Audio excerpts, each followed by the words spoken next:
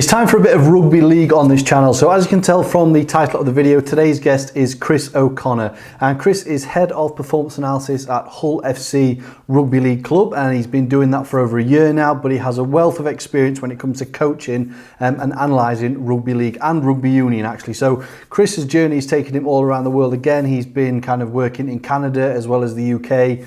He's done a bit of travelling throughout his time as well, which is very, very interesting to hear about. But what is also very, very different, I would say, about Chris's story is when he went to university, he didn't really do any of the analysis modules. They didn't really exist back then. So he's kind of learnt it through his coaching somewhat. So without further ado, let's get into the conversation with Chris and let's learn about what goes on in a rugby league club when it comes to video analysis. Chris, how you doing, mate? Welcome to the show today.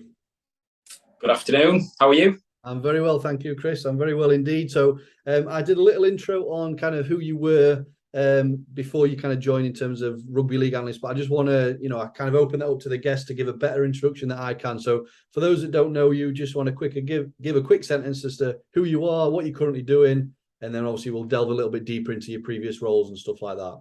No problem. So my name's Chris O'Connor. I'm currently the head of analysis at Hull FC, which is a rugby league professional team playing in the European Super League. Perfect. So, one of the reasons I've kind of wanted to speak to you, Chris, obviously, is I haven't had anyone on yet from rugby league, so that's interesting. But also, your kind of route into analysis is somewhat different to the standard. You didn't go straight from uni to that kind of route, which we will touch upon because there's some interesting roles in there. So, when you did you study sports science? When you went to uni, did you do that? Yeah. So I went to Northumbria Uni, studied sports science up there. That was 1995 to 1998. So we didn't even do an analysis section. Yeah. So one of the modules wasn't analysis. It was more, sort of the biomechanics, there was some journalism in there. So there was varied, but the analysis side of it wasn't a big thing back then. Yeah. So it's not something that I went through university thinking to do. Yeah, no, that's because obviously that's a little bit earlier than I went, but even when I went, you had to look at the course, in detail to see if it had that module, and not many of them even did them when I went. So I would have imagined that it wouldn't have even been a part of that at them kind of years that you went. So if it wasn't part of the university course or anything, like what did it come much later? Because obviously I've just again looked at your LinkedIn and you spent some time in the fire service. You didn't, like I say, you didn't go straight from uni to working in sport. So when did analysis kind of come about to you? So I played rugby. I played rugby league when I was younger, sort of 16, 17. Then at university, I played both rugby league and rugby union. Yeah. And then post university, carried on playing rugby union for Halifax Rugby Union. At that time, we were National 1, I think, National 1, so sort of third tier down. Yeah. So a decent level. But then through the playing, eventually went into coaching. Started doing a lot of coaching, and it was really then the analysis side of it kind of came onto the radar, more because there wasn't anything. So when I was turning up to coach my team, I remember really clearly we were coaching lineouts, and I'd watched on Sky a Leicester game, and the move that we were trying to get and that we were trying to do that we just couldn't perfect was one that they actually did. Okay. And I remember recording on a VHS video. I recorded the game. Yeah. Took my VHS video player up to the club, and before we went out on the field, got everyone in the clubhouse, put my VHS into the TV and played them the line out. And it was after that I thought there's got to be a better way than carrying it, because it was those VHS videos were the big things. They were big boxes. They were heavy. So it was just a case of there's got to be something that's better than this. So I started looking around, just probably Google, or I don't know, just looking on the internet to see what was out there. And it was then that I kind of came across the analysis software, which again back then that will have been 2002, 2003. Yeah. So everything back then was, I think it was Dartfish that I started using originally, Yeah. or Longo Match. That were the free versions. So I just started having a little play around with that, and quite quickly found that it was amazing for getting the ideas that were in my head onto a screen for the players to actually get their heads around. No, that's where it all came about. There'll be a lot of people watch this that don't even know what a VHS is, Chris. I bet. I would imagine. So you can Google that. But yeah, it's definitely come a long way. Obviously now it's obviously went from VHS to DVD, and now you don't even need to bother with them. It's all digital online. So I think that just showing your age as well, Chris. So you left so you went into, you were in the fire service. How long were you in the fire service for? You left 12 years. Okay, 12 years. Good old stint then. So you left there in 2011. You left in fire service. Yeah. Nice. Okay, so because again, from your LinkedIn profile, it says obviously you left the fire service, but your passion was obviously in sport, and that's linked to coaching and obviously your playing days as well. Yeah. So that is a kind of a debate that kind of comes up a lot in the fact of, should analysts be coaches or at least be qualified to a certain extent coaches? What's your thoughts on that, Chris? I mean, see, from you probably are anyway, but in terms of if you're hiring analysts, or what would you say they should or shouldn't be kind of qualified to? I think you've got like two kinds of analysts, really. I think you've got the analysts that are deeply data driven and numbers, which there's a need for. I don't disagree with that. But then you've got the analysts that come from a playing background. I don't think there's a right or wrong answer, to be honest. Like I say, there is, if you are a complete numbers person and you can get data out of match stats that can prove points, that's brilliant and that's needed. I think from my point of view on the playing side of it, I can relate to the players really well. So there's times when I'm coding games and a player may in contact drop off a tackle, it goes down as a missed tackle and it goes negatively against them. But you can speak to the player and say, look, I know the reason why that you've done this. You've come from the other side of the field where you're not meant to be, and you're covering for somebody, and you've worked hard, and I've seen that you've done a double tackle, two previous tackles to that.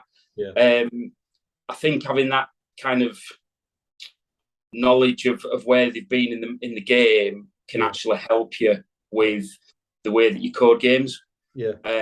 So I think there's room for both. I do think that playing helps you, if I'm honest. It's depending on what sport you're in.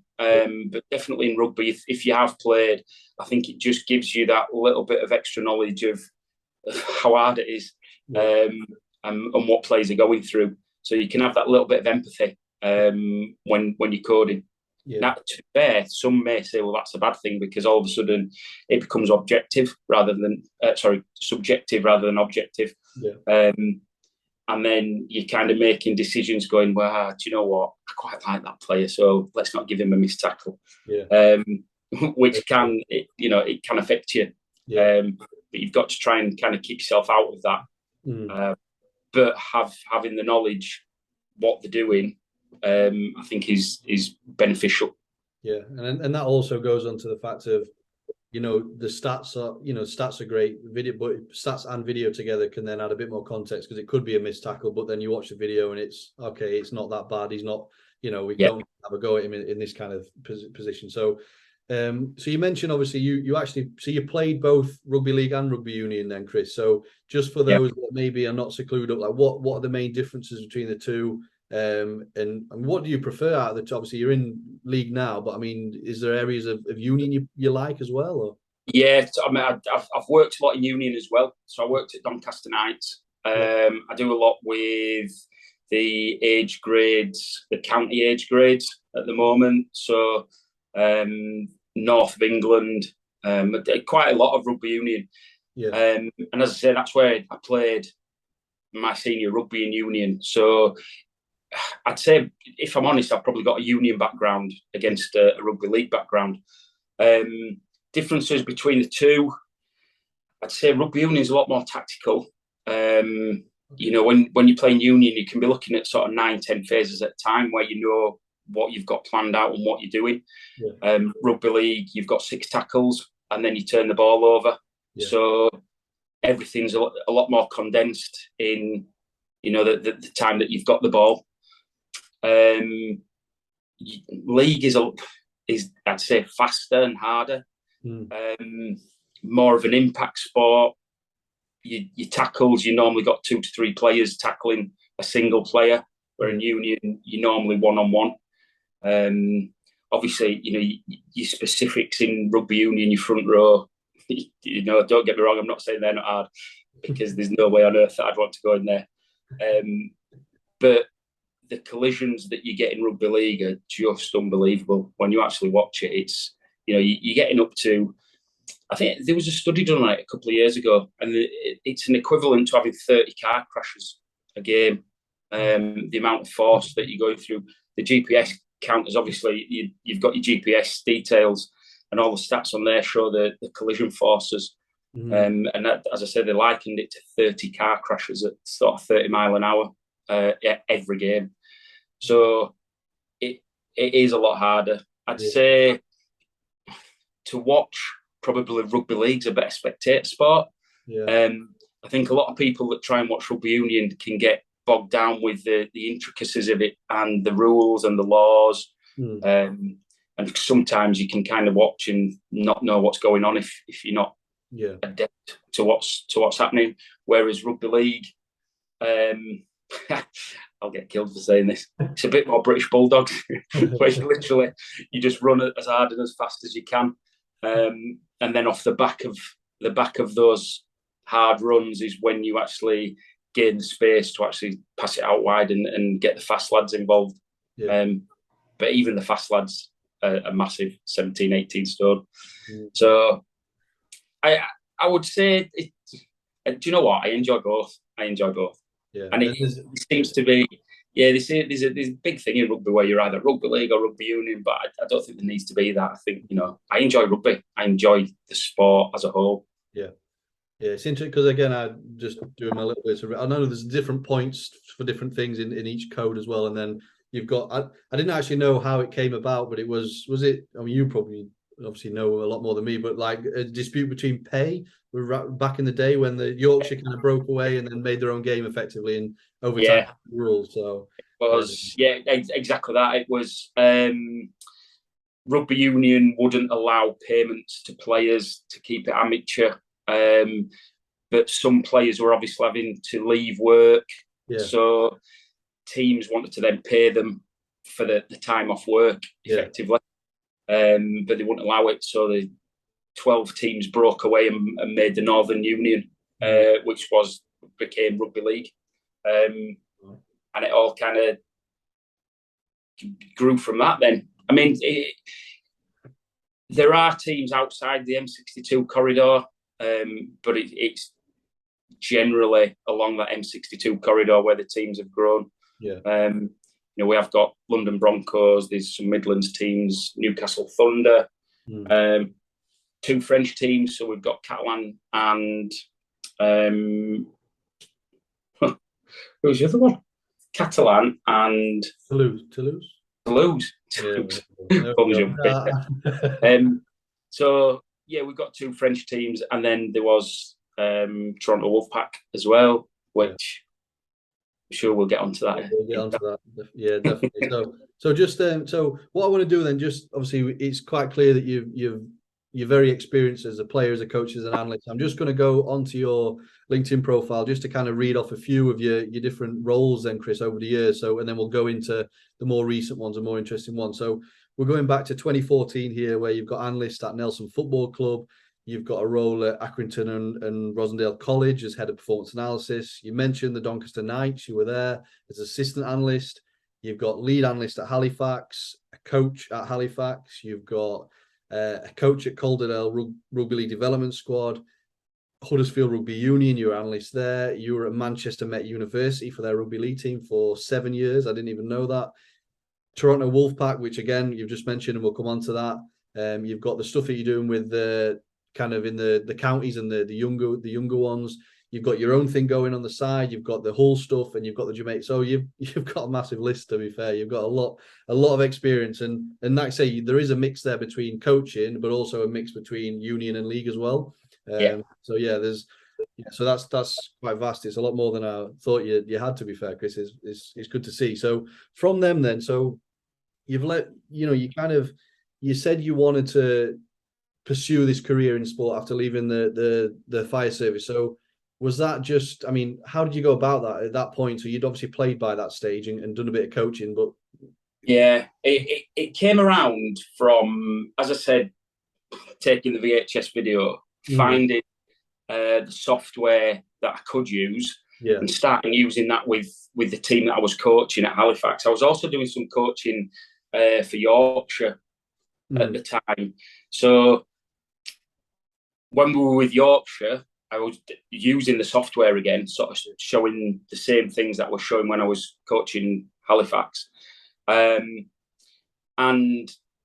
players and coaches from different teams sort of said, "Oh, like, really interested in that. Could you possibly do a little bit for our team?" And so I started doing little bits for different teams here and there. And then another team would say, "Oh, we really like that. Can we do that?"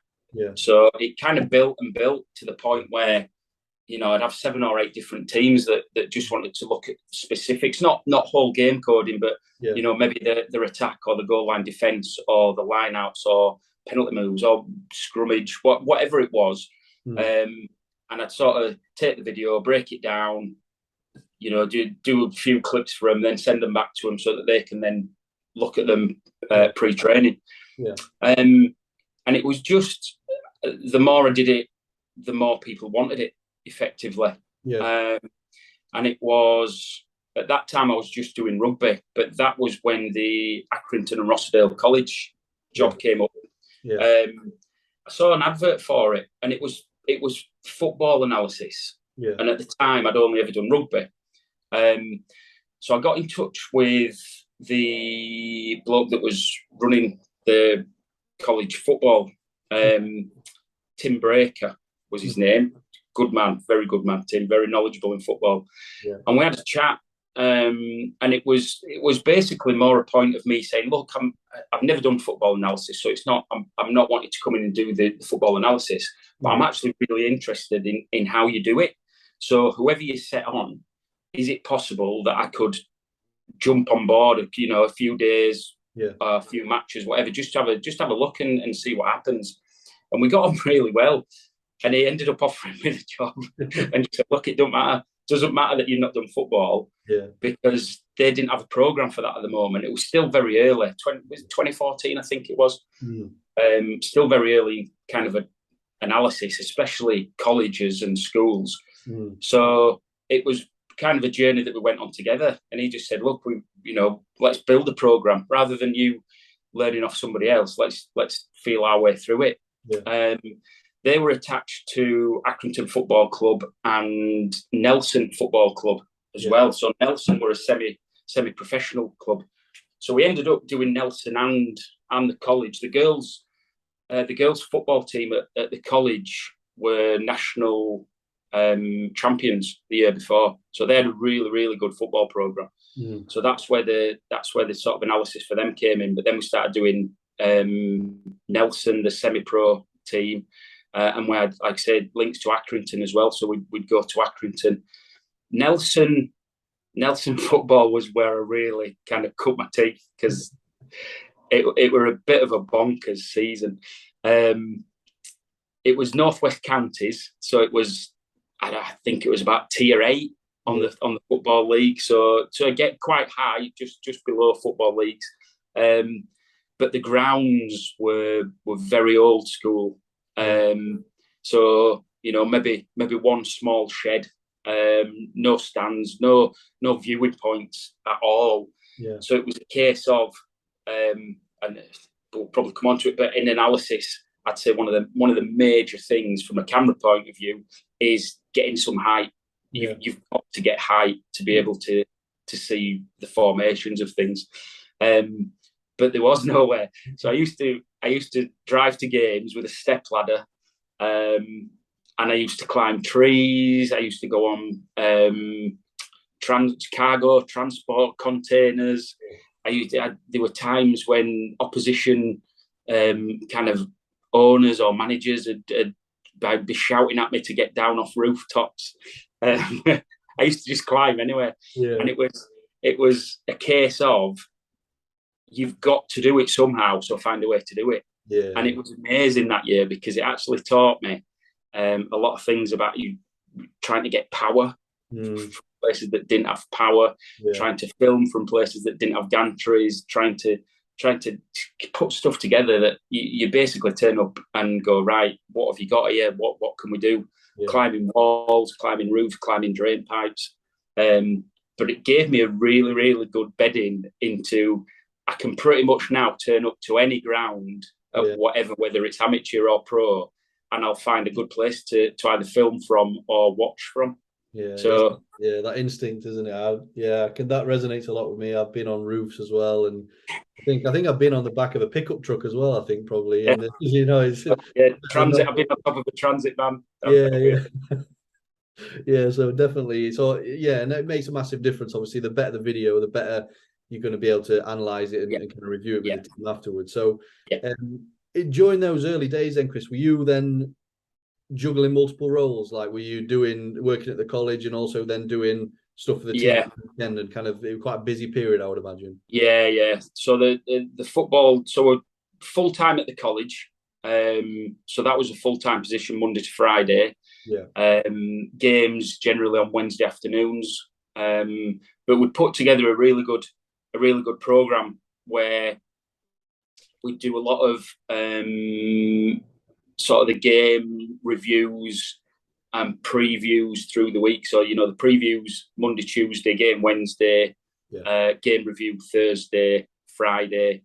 But then also Nelson were playing pretty much twice a week. They play ridiculous amounts of games. They were kind of Tuesday night and either Saturday or Friday nights. So I generally had to code another 2 games for Nelson. Again, they'd not had an analyst before, so pretty much anything that I was doing, it was down to me. They just kind of said, look, you put something together and we'll have a look at it. So it was brilliant for actually testing things out. Anything, any ideas that I had, passing maps, heat maps, all the different stuff that I basically I'd have a bit of a research, see how I could do it, try it out. If it didn't work, try something else. If it did work, brilliant.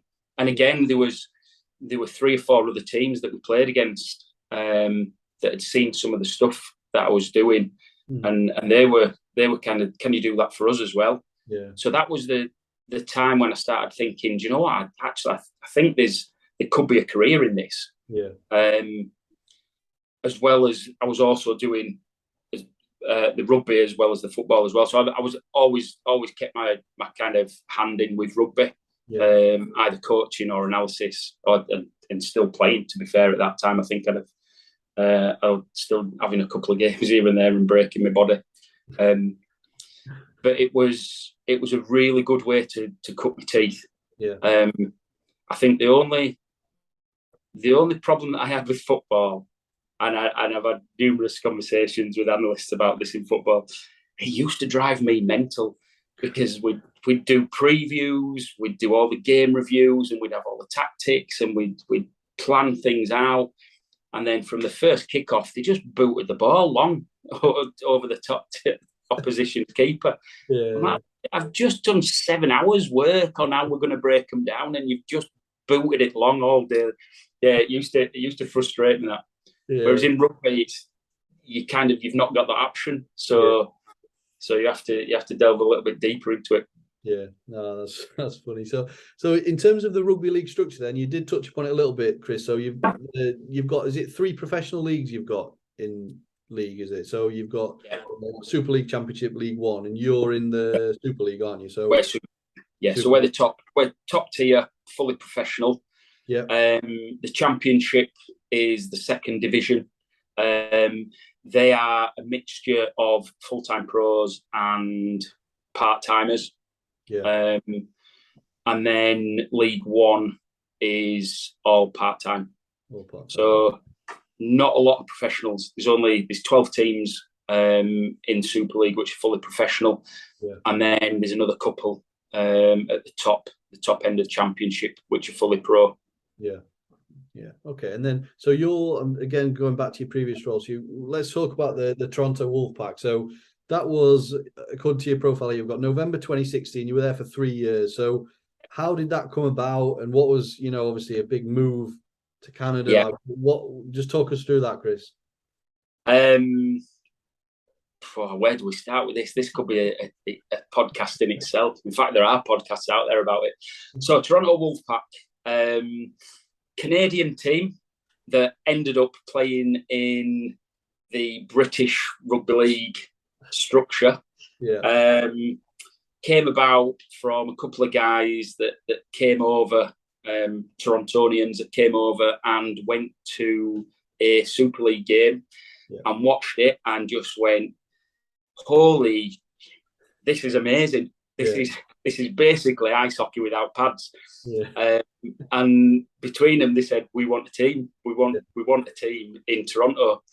They basically funded everything. So they funded the flights of the teams over to Toronto, the hotels, the food, and then the flights back. So teams coming over would literally fly out on sort of Friday, play Saturday, and then fly home Sunday normally. Set up in 2016. So we started in League One, the bottom tier, as we said. Yeah. So third division. We had fully pro players all the time. So we kind of flew up the leagues quite quickly. Yeah. Until we got into Super League in 2019. And that's when COVID hit. So it was really difficult from Toronto's point of view because you couldn't fly in or out. Yeah. So there was no way that we could play in Toronto. So we had no home income. It was too expensive for all the players to be boarded in England and stay in England. Yeah. And the costs were just too massive. And so they couldn't complete some games. And basically the RFL ruled to kick them out. Yeah. So the worst rugby league era ever, in my opinion. If you North America is there to be cracked for rugby. I mean, you can see it with the MLR at the moment. Rugby union doing quite a good job, but rugby league over there just flies because they love it. They love the contact sport, and the amount of money that's over there is obscene. It's Premiership level investment in sports teams, and I know there's a lot of stuff that went on with Wolfpack. There's the owner not paying players and things. There's always two sides. He did wrong, but the actual idea of the Wolfpack was amazing, and it was the best 3 years I've ever had in sport. It was fantastic, and it should have carried on. Yeah. So obviously you've got a family as well, Chris. And you all go. That was a big move for you to go over there to kind of work for 3 years there. So how did that? How was your family? Yeah, it was a tough one. When we started in 2016, so the coach that was there, Paul Rowley, I'd known from being at Halifax. And it were Rolls that contacted me and said, look, we're looking for an analyst. Do you fancy doing a little bit for us? And at that time, they were looking just for a part-time analysis because we were in League One. Yeah. And it was just a little bit, but we kind of got on really, really well. And within weeks, it just sort of said, look, we probably need you full time here. So we went. It was a case of, do you want to go full time? I was at Halifax at that time, so I was the analyst at Halifax, but I was also doing all their community coaching. So because Halifax was a part-time team, we kind of, the role was that during the days I'd go and do the community coaching, and then on the nighttime training and at the weekends I'd do the analysis. So that worked really well. Obviously Toronto came in then and said, you know, there's a full-time position if you want it, but the part is that you'll be going over to Canada for 4 weeks at a time. So what we'd do is we'd play 4 weeks in England, and then we'd fly out to Canada, and we'd have 4 weeks in Canada playing all our home games and break it up into blocks like that. Okay, so did that mean that it was just you going over there and not your family? Okay, so yeah. So I'd go over with a team. We had, it was a bit like university halls, more sort of mix between a hotel and university hall. So we had like a little 2-bedroomed flat that we'd share, like the staff and the players each sort of shared with each other for that 4-week stint. It was hard. I've got, obviously I'm married and I've got 4 kids. So it was hard leaving them, but on the back of it, it was kind of a job that I really enjoyed, and it just kind of fit quite well. My wife has been amazing throughout it, because she's kind of kept the house running and the kids going to school and everything. And she's got her own business, so she's absolutely rushed off her feet all the time. But we kind of just made it work. And then in the summer, there were times where we were over in Canada for 2 months at a time. And if we were over that long, then during the summer, the kids and Claire, my wife, they'd come over. So they came on and spent a lot of time over in Toronto as well. So it kind of worked really well. They just bumped in with me. But they loved it. They loved it over there as well. It's a great city. It's an absolutely fantastic city. One of my favourite places. And the match days over there, this is one of the things that if anything that I could bring from Toronto, I want to bring the match day experience to England, because their match days were brilliant. The team that ran the match days, they didn't really know how rugby ran in England. All they've ever known is American sport, so they were from Toronto. So they just ran it as an American sport. So they used to have the tailgating parties before the game, so that like the car park was packed with people having picnics and the entertainment. Like the cheerleaders, they had cheerleaders, but they were the Toronto Raptors cheerleaders, so full-time professional cheerleaders. You know, I know a lot of rugby league teams in England, they've got kind of under 14 cheerleaders that do it on a voluntary basis. You know, brilliant, all well and good, but these Raptors cheerleaders were, you know, they're picking each other up and flinging themselves 3 somersaults in the air, and they had that. They had fireworks. They had the whole, like, every game had a theme. So one time there was a wrestling theme, and they had sort of the equivalent of the WWF in Canada. They had a ring that they reeled into the middle of the pitch, and during half time they had a full WWF wrestling match. The wrestlers were up into the stands getting people involved. They had hot dog guns where they used to run round firing hot dogs off horses. They had a jousting match once. I came out, and you go in for your halftime team talk, and I came out and we're going across the pitch, and I had to stop because there were 2 horses coming across and they were jousting. So it was just like. And then after the game, there were like massive parties. They had DJs, and everyone would stay in the ground for like 2 hours. Honestly, it was amazing. And I just want to bring that American pizzazz kind of over to England, because we generally kind of go to a game, sit down, get a beer, watch a game, and then go home, and that's it. I just think, the prices that people are charging now, kind of £30 just to watch a rugby league game. You need to do more for your money, because people are just going, do you know what? Actually, I can do more with £30 than just going for an hour and a half. But if you make it an event, and as I say, a lot of the people that they brought in at that time was they did it for free basically. The jousting was a banqueting hall, Yeah. So they were all dressed in medieval armour and everything. But they came and did it for free because they said, well, you know, it's our advertisement for our business. Yeah. So I think with a little bit of thought and a little bit of hard work, I think teams can do better on match days. That's and they need to do better. Yeah, well, let's bring jousting to Hull then. That's what we've got to try. Yeah, can you?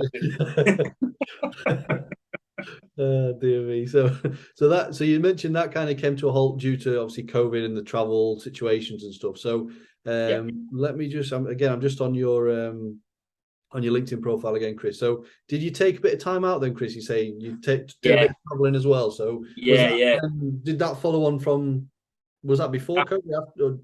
That was in between 2018. I think that was in while I was at Toronto. Yeah. So as I said with my wife's got her own business and she's got branches of it over in Australia, New Zealand, and Singapore. Yeah. And she needed to go and visit them just to tie up loose ends and sign contracts and things. And she was going to end up being away for, I think she needed to go away for about 2 months or something. And it was, I remember it was after we'd been to a Take That concert. On the way home, she just had this idea of said, "Look, why don't we all just go? Because I don't want to be away from everyone for 2 months. I just want us all to be together." And it was kind of just a spur of the moment decision. Like, well, yeah, all right, let's take them out of school and let's go travelling for a year. Now, as I said, it was the back end of Toronto, 2018, so we were in the championship. We'd got into the playoffs, so we were gonna be in Toronto for 3 months at that time. Claire needed to speak to someone in Florida, and she needed to see someone in Canada as well. So she said, "Look, why don't we all come out for the summer in Toronto, and then from Toronto we'll kind of follow a path going travelling, take the kids out of school." A mad idea, but we just kind of went with it. So we spent 3 months in Toronto till the end of the season, which was about October when it finishes, if you're in the playoffs, beginning of October. So then from October until April the following year, we just kind of went from Toronto to Florida over to the West Coast, so LA, San Francisco, Area 51, Route 66. We did so much stuff. Then we flew over to Hawaii to Japan down to Indonesia, Thailand, Malaysia. Then we went across to Bali and Australia and New Zealand. So we spent sort of best part of, I think it was about 8 months altogether. That we were away traveling, and it was amazing. And it gave me a chance to kind of spend some time putting some ideas together that I'd always had that you never really have time during a season. And then you kind of get to the end of the season and you're knackered, so you want 4 weeks off. And then by the time you come back for pre-season, you've not done any of the stuff that you wanted to develop. And you're kind of on the treadmill again. Definitely. Any standout places, Chris, that you recommend everyone visit? Do you know what? We had so many places that were amazing. Hawaii is one of my favourite places. Just the landscape there is unbelievable. Japan was amazing. Everything is tiny. In America, you know, like you go to a restaurant and they give you plates and plates of food. But in Japan, it's the opposite, and everything is tiny. Even the cars, like the one-person cars, everything. That's a real sort of different culture to experience. Bali was nice. I love Australia. We've been to Australia quite a few times, and I do like Australia. Especially Perth. A lot of people think that it's a bit quiet and boring, but I actually really like it. So no, do you know what? So many places that were amazing. But I would highly recommend it if anyone can do it. Just get a career break and go for 6 months traveling and see places. I think the best thing was for the kids to actually see everything that they'd see in textbooks. To actually see it. One of the places went to Mexico, and went to Chichen Itza, and saw all the Aztec ruins, and we went through all the history of them. And it was funny because our youngest, Kitty, I think she's about 10 at the time. They'd just done the Aztecs at school, sort of the previous year. So for her to actually see everything in real life, she loved it, absolutely loved it. And it just made me think it's so much better to see things in real life than it is to actually look at it in a textbook or watch on YouTube about it. So yeah, I think for them it was amazing. It was amazing for me as well, but definitely for them.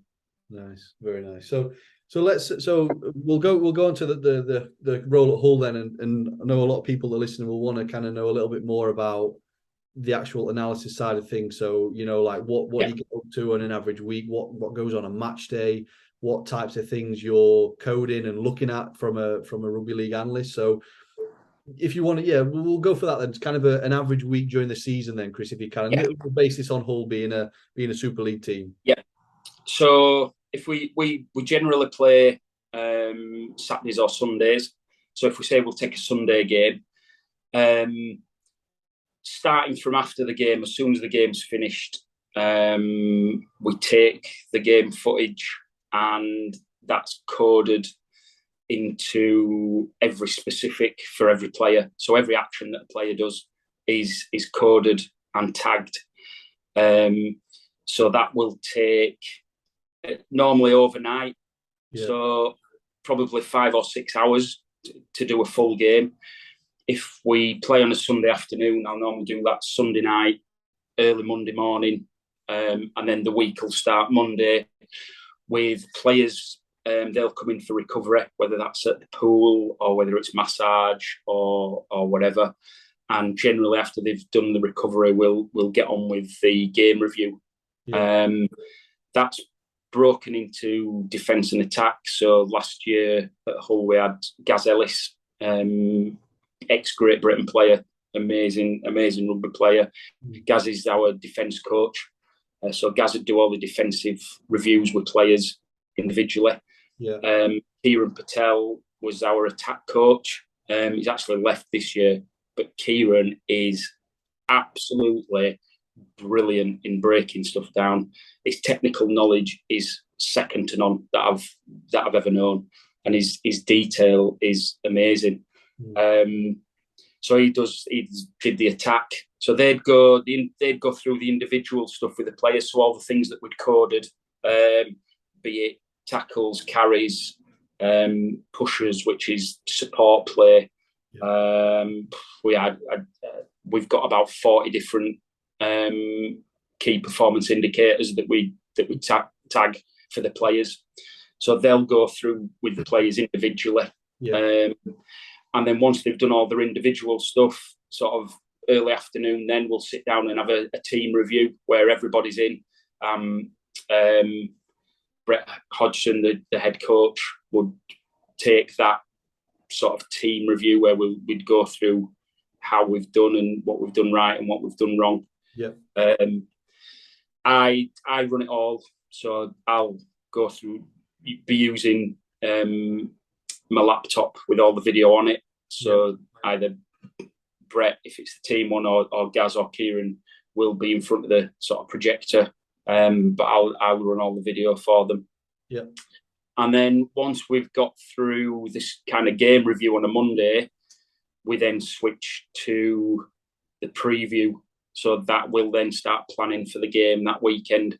So we'll be in Tuesday. We'll do all the opposition reviews, and what we generally do is we'll look at sort of about five previous games of the opposition, and take all the stuff out of those games, like the technical details that we need to look at, which players we want to attack, which players we want to stay away from, how we want to attack, and how the opposition play, and what we think of their weaknesses and what we think of their strengths. So that sort of Tuesday, Wednesday is that opposition analysis, so to speak. that'll have been going on for a couple of weeks as well. Yeah. So if we were playing Wigan on the Sunday for the last 2 or 3 weeks, would have been planning all the Wigan stuff as well as the other games as well, so that we didn't have a massive amount of work to do on that Tuesday and Wednesday. It's all kind of, we've taken clips and we've kind of put together a bit of a plan for them anyway. Yeah. So that's Tuesday, Wednesday. If Friday, Saturday, it'd be more the team run stuff. So they'd be out on the training pitch actually going through whatever moves they need to run through, whatever they need to kind of tighten up on the defensive structures, their attacking plays. Do you film training, Chris? Do you film training? Yeah. So all our training is filmed. I do that. We do it with a drone. Oh, okay. The footage that you get from a drone is second to none. I can't recommend it highly enough. Yeah. We do have a scaffold tower, so if for any reason we couldn't film with a drone, then we have got a scaffold that we can film from. Yeah. But it's, especially in rugby, the footage that you get from the drone, which we have it above and behind the players, so you're kind of always following them. When you're filming from a tower at the side of the pitch, you've always got a bit of a distorted angle where people are running the lines that they're running. And then obviously you've got players in the way as well if you've not got too much height. Whereas with a drone, the video is literally just following the players all the time, and you can see everything perfectly. So I'm so easy. Do you know what I mean? It also means if it's pissing down, I don't have to stand up on the scaffold. I can get under cover and just and use the controls without getting. Are you in terms of the actual? Are you the only analyst there, Chris? Do you have anyone helping you in terms of interns or helpers? Or I do need someone. I'm there alone. We do need someone, and we've had a couple of lads in that have come in over the last couple of years to help out, but they've just not been right.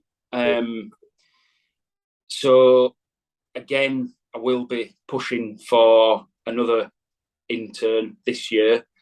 The difficult, I have a real kind of mental struggle with the internship thing. I did it at Doncaster. I was an intern. I wasn't paid at Doncaster, and I spent a year there, and it was amazing. Just finding my feet, finding what worked. Because I was a rugby coach as well, it was good seeing the professional coaching.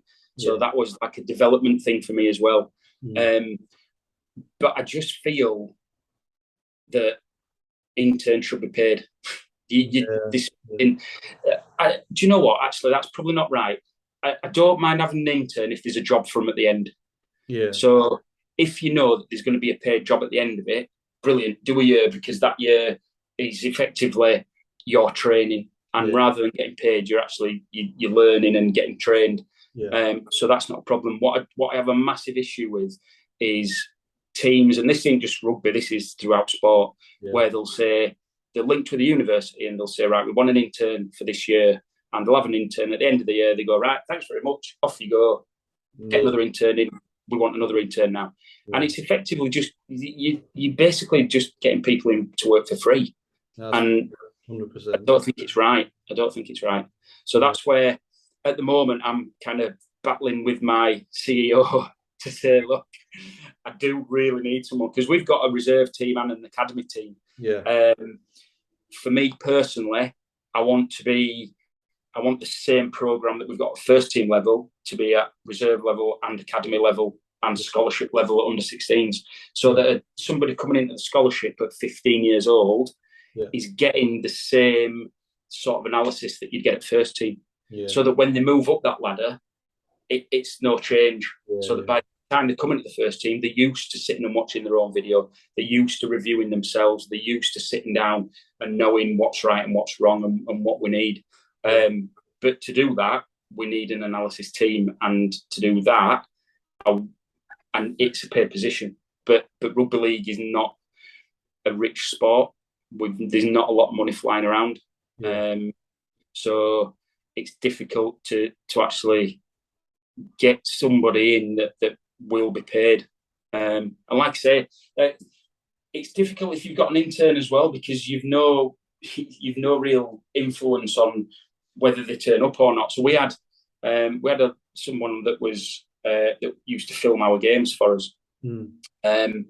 But he could ring up on a Sunday morning and say, "Oh, I can't make the game today," and all of a sudden, like, we're stuffed. But there's no recourse because we don't pay him. So I can't say, you should be here because we need you.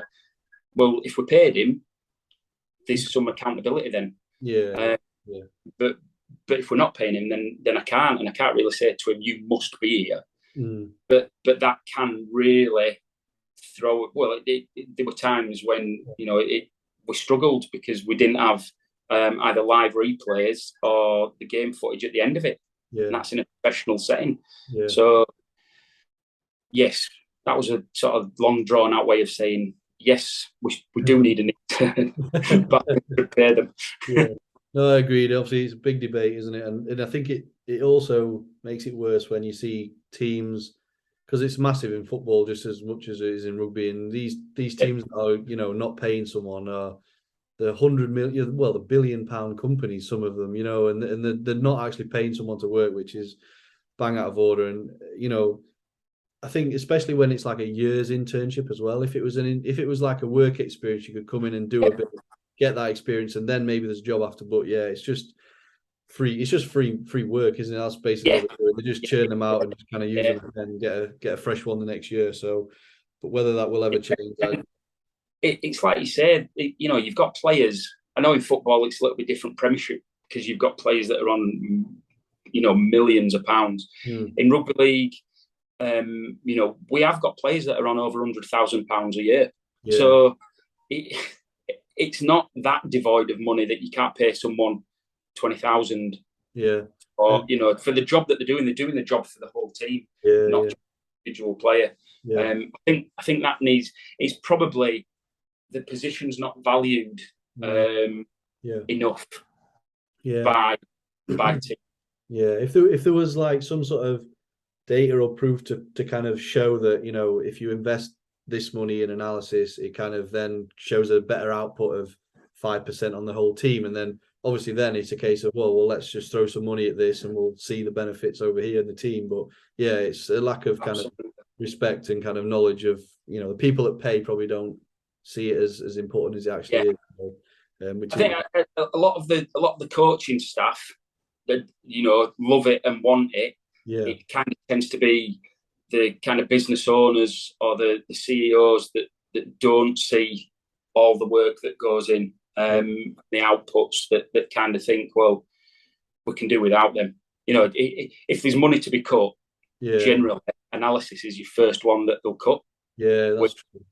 Which is a shame. And again, obviously we think it's wrong because we're analysts, but I do think it is wrong. Do you know what I mean? I think there's different ways of saving money rather than getting rid of your analysis stuff. Yeah, definitely. And I do want to talk about you've got on your profile, Chris, the stuff you're doing with Jamaica, the national team Jamaica. So is that again, how did that come about, and what does that entail?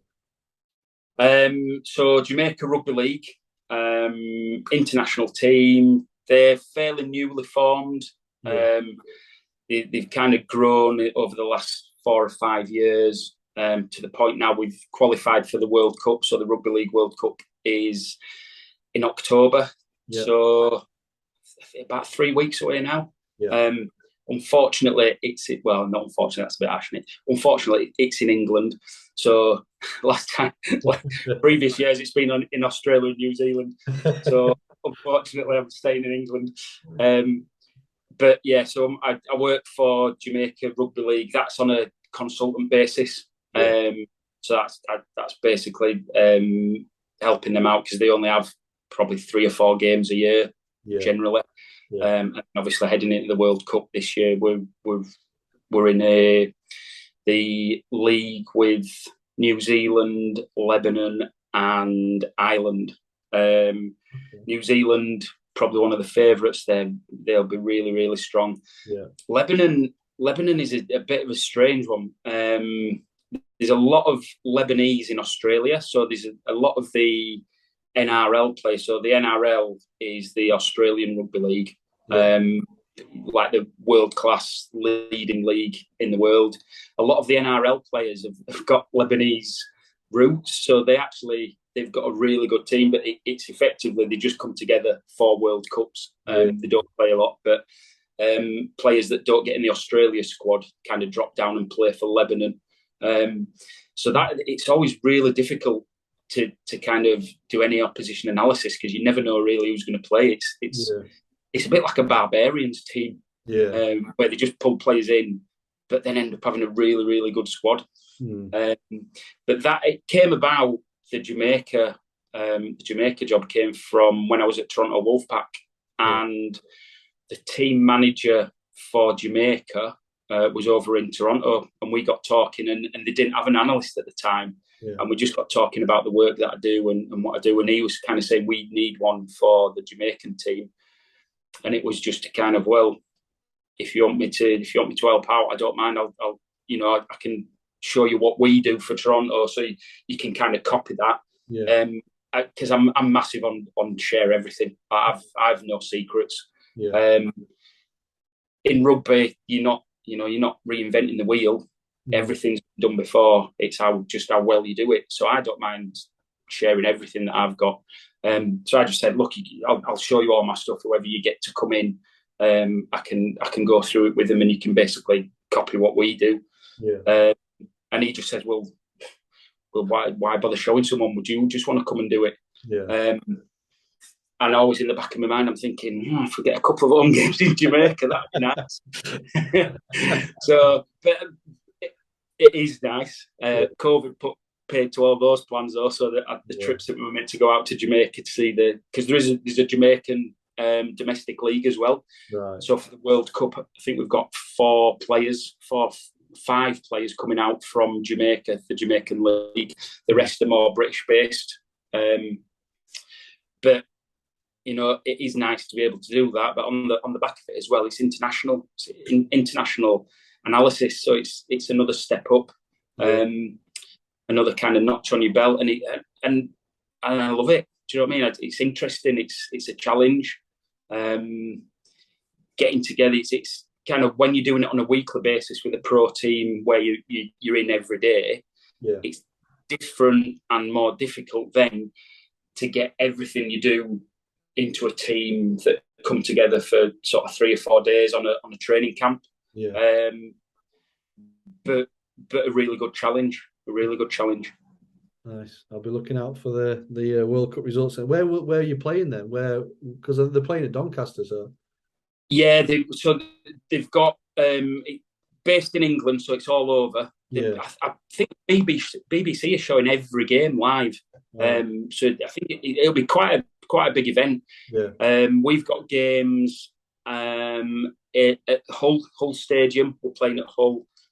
All the main stadiums, the rugby league stadiums, are all. So each team is based at one stadium. Right. So for example, Fiji are based at Wigan. Australia, I think, are at St Helens. So that's effectively their home ground. And then you all just go around and play each other. So there's 4 groups of 4. And then obviously the top 2 in the groups go through to the semis and finals. So like we've got Headingley have got a lot of the games in Leeds. Hull, Newcastle have got some games. So there's a lot going on all around. It'd be good. If nobody's ever watched rugby league, watch some of the Rugby League World Cup games that's on the BBC. I think you'll enjoy it. If you like your contact sports, you'll enjoy rugby league. Is there going to be any jousting at half time, or? Do you know what? I'm going to speak to them at Hull and say, listen, let's try and get. I think we play New Zealand, so it's Jamaica versus New Zealand at Hull. That's going to be a tough game. I've seen their squads started kind of being put out over the last, and it's a bit minnows taking on. it's a bit like, is it the fifth round of the FA Cup where all the big boys come in and the minnows take on the big boys. It'll be a challenge, that game, but good. You know, you want to face the best in the world. So definitely. If we do get through the group stage, so if we beat Lebanon and Ireland, beat New Zealand, and came top, well, if we came second behind New Zealand, we go through to the knockout stages, but we'd be playing Australia in that second game. So New Zealand and Australia in subsequent weeks. So that'll be tough. But again, that's what you want to do, innit? You want to play your game. So challenge, definitely. So again, like I said to you before, Chris, there's be a lot of people watch this or maybe new to analysis, or they're interested to forge a career in it. So in terms of advice for them kind of people, so some people that may be at university now, they want to go into that, whether it be rugby or any sport really, what kind of advice would you say to those kind of people? There's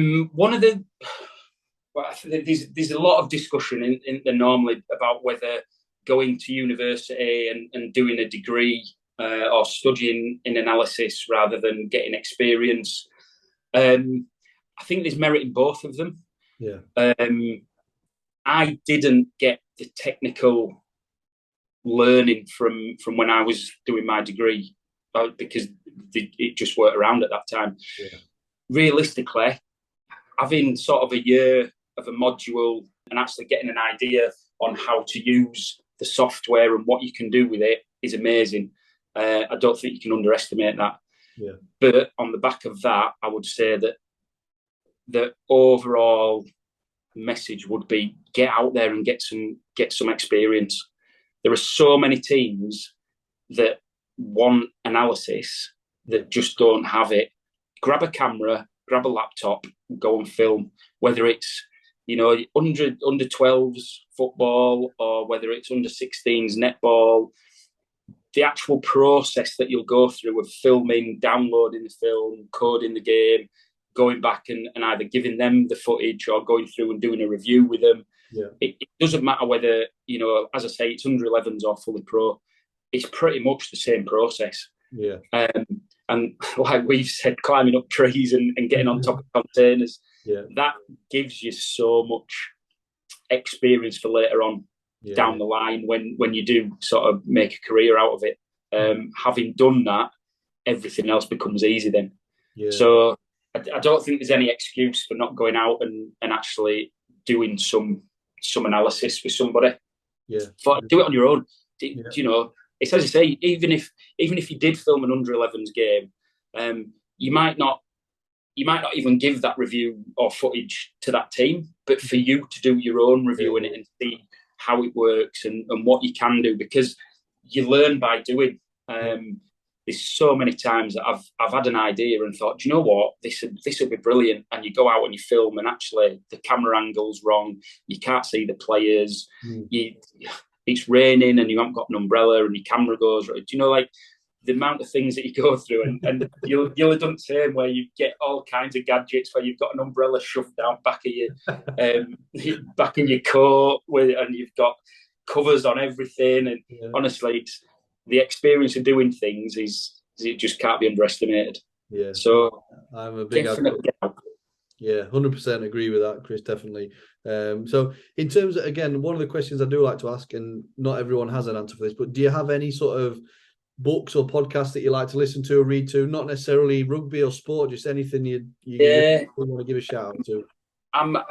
One of the things that I'm big on, and at the moment this is where I kind of want to go towards this from an analysis point of view. It's the unmeasurable things, so the psychological aspects of it. For me, we can play a game one week and we can beat the best team in the league doing this plan, and then the week after we can play the bottom of the league doing that plan and get beaten. And for me, it's really difficult as an analyst to say, this is what we did right, this is what we did wrong. A lot of the time you're doing the same things and it either comes off or it doesn't come off. And I've got this be it over the last kind of 18 months, I've got this big thing about thinking it's that top 6 inches is massive in sport. So as analysis has grown in sport, it's got bigger and bigger over the last 10 years, I'd say. It's probably kind of exploded. I think psychology is at that point now. There's not a lot of teams I know that have got a psychologist. Yeah. And yet that can be the difference between winning and losing. Yeah. As analysts, coaches will come to you and we could be the difference between winning and losing on whether it's the player's performance or whether it's the opposition analysis or whether it's recruitment and who you're getting in. But at the end of the day, it's that player and his individual performance. Yeah. So trying to work out from an analyst point of view why a player on one day is unbelievable and unplayable, and on the next day is effectively dog shit. Yeah. It's like, so what's the difference? And the only difference is what's up there. So at the moment, I'm kind of really big on the psychology parts. Yeah. I've had there's a book called "It Takes What It Takes" by Trevor Moawad. That's brilliant. It's about an NFL quarterback and how he goes through his mental preparation. Yeah. But it's interesting from an analyst point of view because you see how much video he does. Yeah. So the amount of research that he does as a player is massive. At the moment I'm reading The Sports Gene by David Epstein. Yeah. That's the nature versus nurture argument, and are people actually predisposed to be good at sport or not? That's another interesting one. Yeah. And then there's another one, Thinking Fast and Slow by Kahneman. Yeah. Deep. That's deep. Is that one? But I just feel that, from my point of view, having a little bit, and I'm not saying I've got a lot of knowledge on it, but having a little bit of knowledge from all the different areas, whether it be strength and conditioning, whether it be psychology, whether it's coaching, I think all that comes together to make me a better analyst. Yeah. Just having that kind of all-round knowledge of what goes into making a better player, because effectively that's what we're there for, aren't we? We're there to make a player a better player. Or realise his potential. That's probably a better one. Definitely. I'll link all them three. The Thinking Fast and Slow, I've literally got it on my bookshelf. I've not read it yet, but I do have it. So I'll that's probably the next one. I'll link. It's a difficult read. It's one of those where you go, it's good, but it's what you have to be concentrating for it. Yeah, nice. I'll link them down below. If anyone else wants to check them out. I mean, I'm just cautious of time, Chris, because we've been on an hour, and just for those that don't know, you're actually in Spain at the moment, and I've seen that drink that is that a water? Is that gin and tonic? Is it? Or... Definitely water, Chris. I mean, in fact, you know what? This is probably a bit of an interesting note for those people who want to be analysts. I'm in Fuerteventura at the moment. I've come away for a week because we've just finished our season, and the last 2 seasons, it's been really difficult. We've not had good seasons. Our head coach got sacked at the end of the season, so a couple of weeks ago. Luckily, I've been kept on, but I know we talked about normally, if head coaches go, they can kind of backroom staff go alongside them. As I say, the assistant coach left as well. There's a couple of other people that have left, so it's good that I've still got my job. But if I didn't come away now, so I'm here on my own, which is really sad. but I needed a holiday, because with the World Cup in October and then we go back into pre-season in November, I won't be able to get away for a holiday again until next October. Yeah. So if I didn't come, my wife is working, so she couldn't come. The kids are at school, and it was a case of I can either have 7 days off at home and then not have a holiday until next October, or just book a late all-inclusive and get away for 7 days and have a bit of a relax and recuperate. Yeah. But it's the time involved in analysis is pretty much massive. you don't get during the season. You just don't get weeks off. You can't have any time off.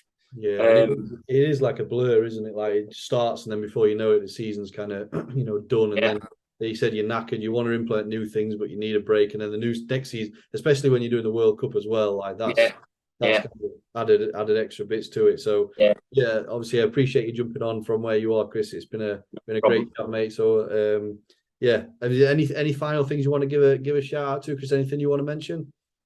I think we've gone through everything, haven't we? The only shout out that, well, not a shout out, I'll just say Toronto Wolfpack kills me every time we talk about it.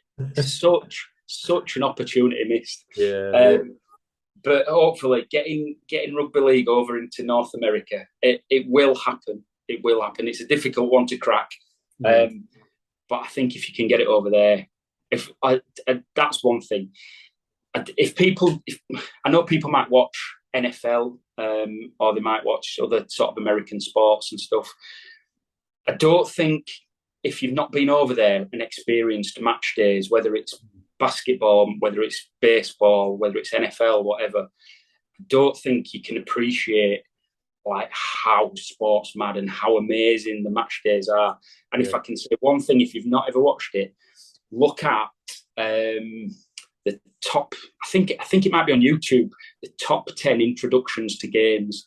They have like college American football, and they've got 100,000 people in stadiums watching college football, but they all come running into the stadium. Just watch the clips of the introductions to games in college football. It's amazing, and it'll just make you realise what we're missing out on.